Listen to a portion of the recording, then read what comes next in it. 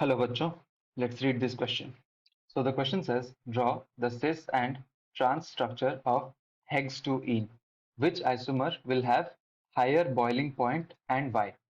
So here the key concept is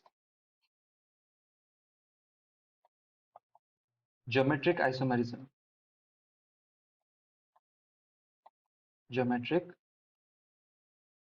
isomerism.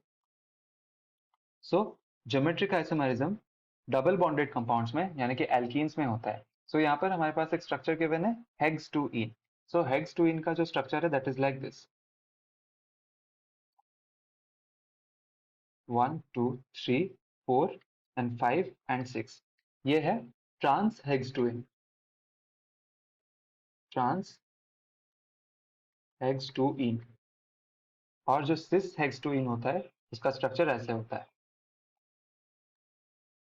1 then 2 3 4 5 and 6.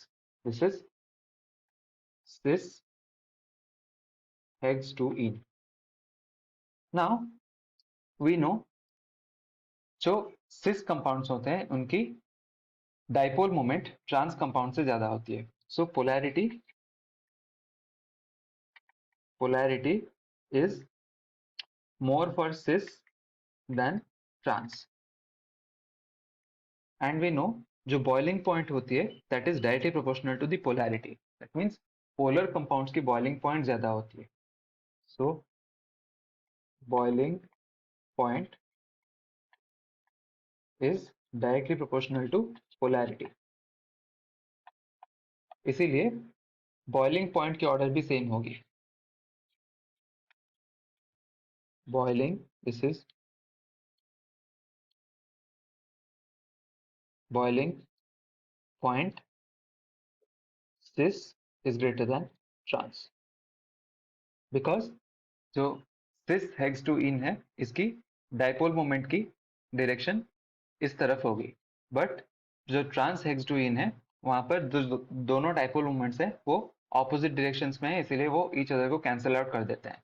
इसलिए इसकी dipole moment close to zero होती है.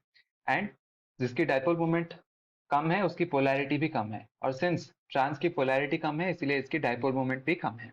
So the order of boiling point is cis greater than trans, and this is due to the higher polarity of cis isomer. This is the required solution, and I hope you understood the concept well. Best of luck.